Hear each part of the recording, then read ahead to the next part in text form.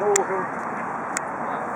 now you can see they're milling in confusion, and it's up to the British to form a battle line to oppose the advancing Americans.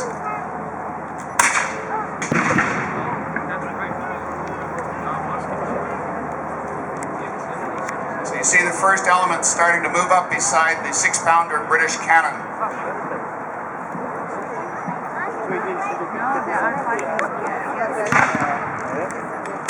Meanwhile, the Americans are forming up their army at the left end of the field and getting ready to drive down the field to pursue the British.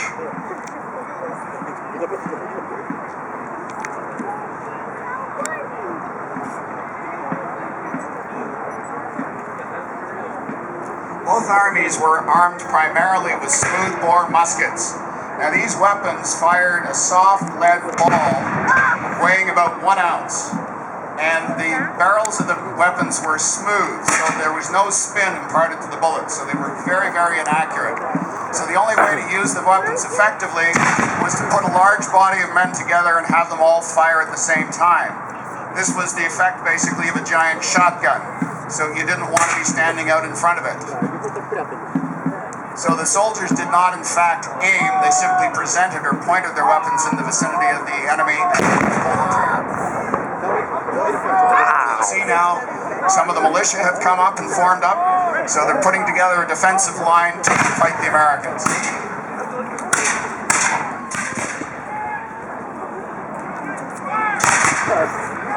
You can see the American army now forming and starting to get ready for its push down the field.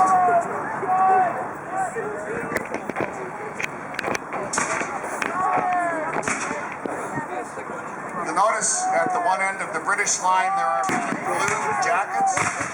Those are the 19th Light Dragoons. They were in fact cavalry troopers, the only cavalry regiment to serve in Canada during the war, and they're fighting dismounted as skirmishers with their short cavalry carbines.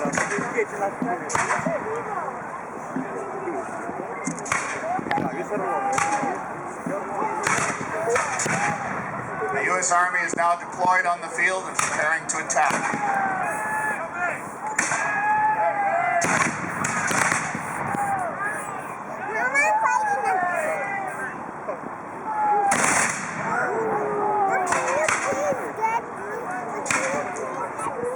So the volley fire was what was effective in defeating an enemy. And the U.S. troops have trained and fought unsuccessfully the year before, and they want revenge. They need a victory.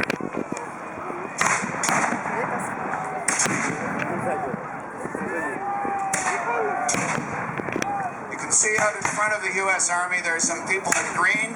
These were riflemen, and they were armed with a rifled weapon which actually was accurate.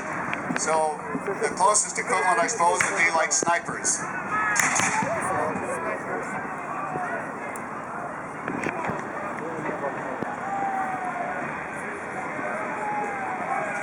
See the British are starting to fall back in face of the American pressure.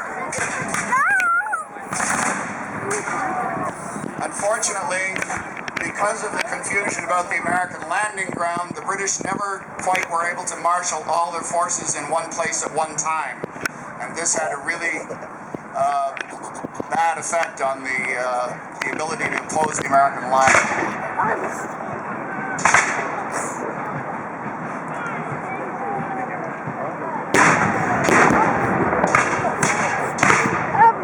Battle, you can hear the drum beating. Human voices are hard to hear over the musketry, so the drummers would beat the signal so that the men would hear it, even if they couldn't hear the verbal orders.